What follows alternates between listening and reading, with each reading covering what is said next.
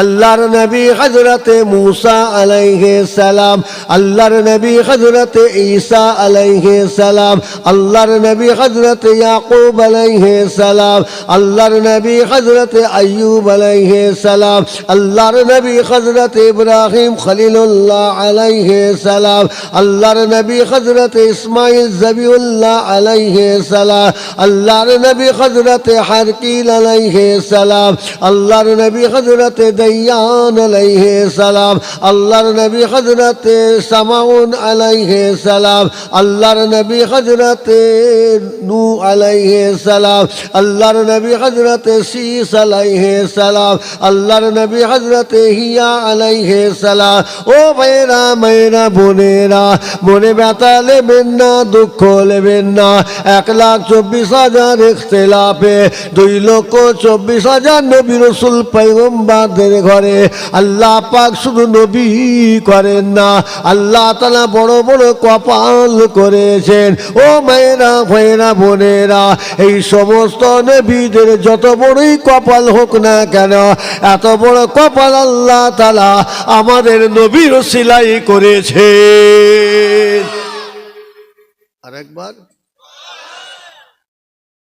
লাগাতারকে সেই নবীকে যদি বলুন উম্মত, উম্মত, তবে একটা হারাম করুন তো, একটা সুরখোর উম্মত, একটা মদ খোর উম্মত। পরিচয়টা ভালো হলো কি? যদি বলে না কেন? ও মাইরা মাইরা বোনেরা, কান খাড়া করে শুনেলি, আমাদের নবী আমাদের রাসূল কিয়ামতের ময়দানে যখন দাঁড়াবেন, আল্লাহ পাক সমস্ত সৃষ্টি করে সমস্ত নবীদের উপরে আমাদের নবীর মাথা উঁচু করে দেবেন। সব নবী রাসূল পয়গম্বর কি করবে? আমার নবীর কাছে আশপাশে ঘুরবে, ইয়া রাসূলুল্লাহ, আমার জন্য আল্লাহর কাছে একটু মাপ চেয়ে এলেন, সুপারিশ করুন। একবার জোরে বলুন না। তো অন্যান্য নবী রাসূল পয়গম্বররা কিয়ামতের ময়দানে কি বলবেন? জোরে বলুন। আমার জন্য একটু আল্লাহর কাছে একটু ফরিয়াদ, একটু প্রার্থনা করুন, আমার জন্য আল্লাহর কাছে একটুখানি সাহায্য চান। আর সেই সময় আল্লাহ পাক আমার নবীকে ডেকে বলবেন, এই আমার বন্ধু, সকলে বলে মুহাম্মদ সাল্লাল্লাহু আলাইহি ওয়াসাল্লাম, দেখ এরা নবী রাসূল পয়গম্বর হয়ে আমাকে বলছে, ইয়া রাসূলুল্লাহ, আপনি আমাদের জন্য আল্লাহর কাছে সুপারিশ করুন। তাহলে তোমার কপালটা কত বড় করেছি। আমাদের নবীর কত বড় কপাল, আল্লাহ আঙ্গুল দিয়ে দেখাবে, দেখ তোর এত বড় কপাল করেছি, তোর উম্মতগুলো দেখ সুদখোর হয়ে হারামখোর হয়ে কাতারে আমার সামনে দাঁড়িয়ে আছে। বলুন, আমাদের মহাসম্মানিত আমার রাসূল পাক সকলের সামনে আমাদের জন্য লজ্জিত হবেন না, হবেন না? জোরে বলুন। তা এই রকম কপাল ফাটা উম্মত হতে গেলেন কেন? এই রকম কপাল ফাটা উম্মত হতে গেলেন কেন? কি বললাম বুঝতে পেরেছে না? বুঝতে পারলেন না? বোঝার চেষ্টা করুন, বোঝার চেষ্টা করুন। পরে দাঁড়িয়ে আল্লাহ রাসূল খুতবা দিচ্ছেন, এমন সময় আল্লাহ রাসূল বললেন, ধিক ধিক ধিক, ঘৃণা করলেন।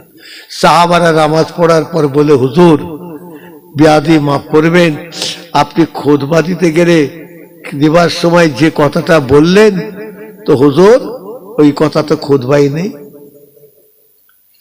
কি বললেন খুতবাতে? খুতবাতে কি বললেন? ওই কথাটা নেই।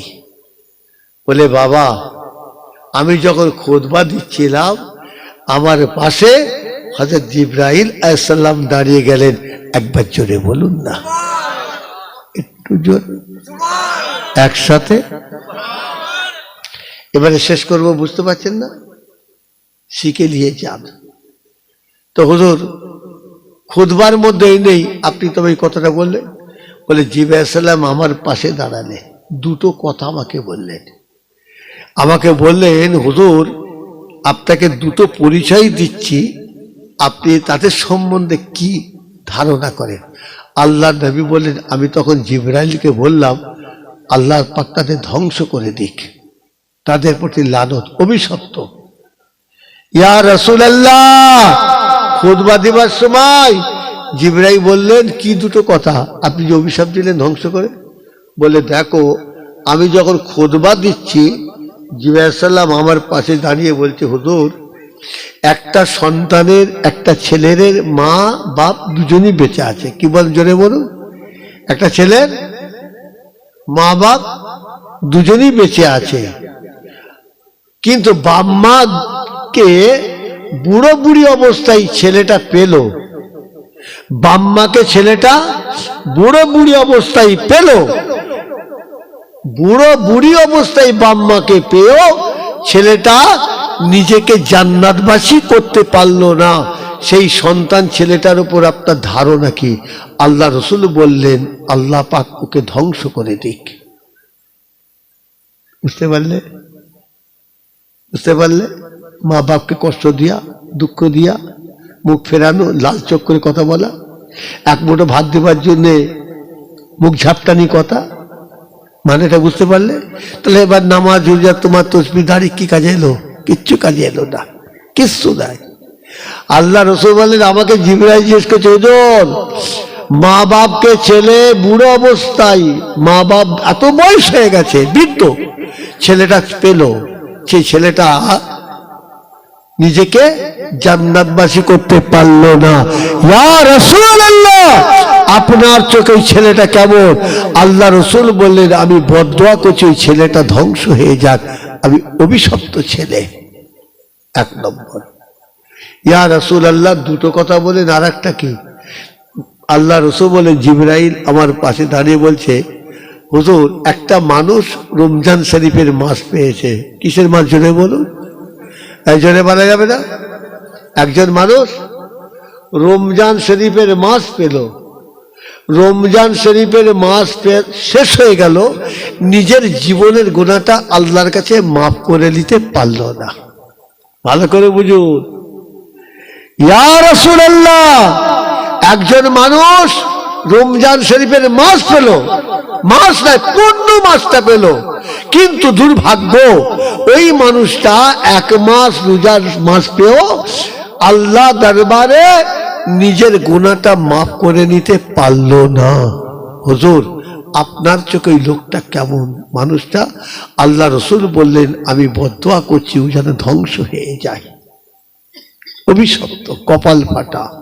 তাহলে রোজার মাস বুঝতে পেরেছেন?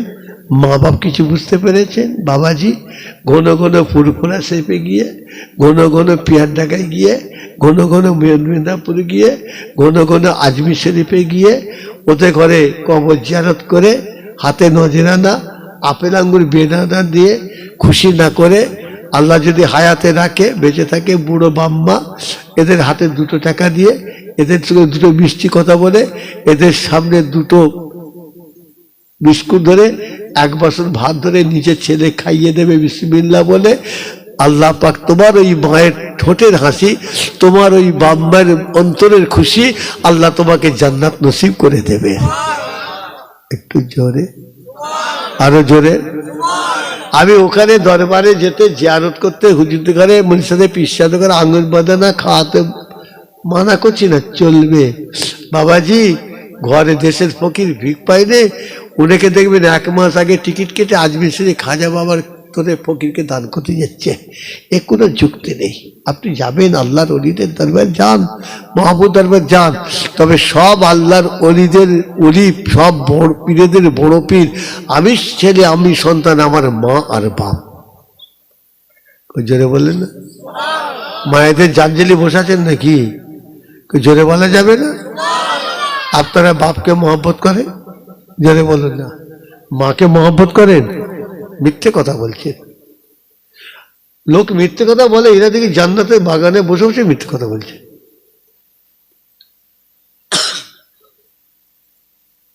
কিসের দোয়া? দোয়াতে ইনারা করবে, কি গো, দোয়াতে ইনারা করবে। আপনারা বাম্মাকে মহব্বত করে, ভালোবাসেন, সম্মান করে, কথাটা যেন একটু ব্যাকা ব্যাক। আপনার মিথ্যে কথা বলেন না, এটা হাদিস পাকটা বলতে যে বাম্মাকে যেন এত ভালোবাসি, মহব্বত করেন। আচ্ছা বলুন তো ভাইজান, পরের মেয়েকে বিয়ে শাদী করে বউ হল স্ত্রী, খারাপ না ভালো? তাহলে ওটা মহব্বত কর্তব্য আছে তো। তা ঈদের দিনে যখন আপনি ব্যাগ নিয়ে মার্কেটিং গেলেন, বাজার করতে গেলেন, তো বিবির তো শাড়ি হলো 2500 টাকার, মায়ের ক টাকা দিল? বাটা কোম্পানির জুতোটাও এলো নি, কি হলো? আর চুপ না কেন? আপনারা বলেন যদি সত্য কথা বলেছি, মা বাপ বিবির একটা তো কর্তব্য, আপনি স্বামী হিসাবে, তার সন্তান হিসাবে মা বাপের কর্তব্য আছে না নেই? যদি বলুন, তাহলে বিবির তো কর্তব্য হিসাবে 5000 টাকার শাড়ি, মাশাআল্লাহ, বাম্মা কি হিংসা করবে, না বলবে? কিন্তু ভাইজান ছেলে হিসাবে, সন্তান হিসাবে ঈদের দিনে মা বাপের কর্তব্য আছে না নেই? যদি বলুন, বাপের জন্য একটা 200 টাকা নুগি দিয়ে এসেছিলেন, মায়ের জন্য একটা 200 টাকা শাড়ি এনেছিলেন।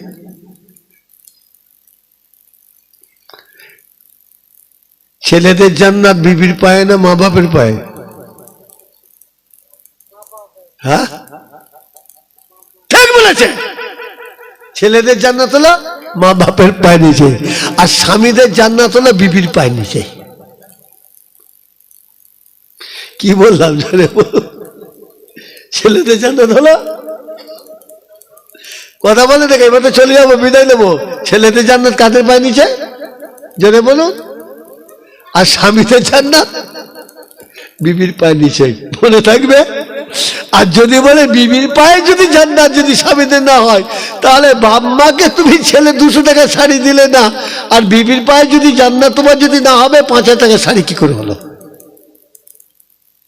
কথা ঠিক নেবে, ঠিক ভালো করে সালাম করে লাও, কথা বলি না, কারণ বিবির পায়ে যখন জান্নাত আছে, এটা ভালো করে সালাম টালাম করে ঈদের নামাজটা পড়তে যাবে। কথা বুঝতে পেরেছো?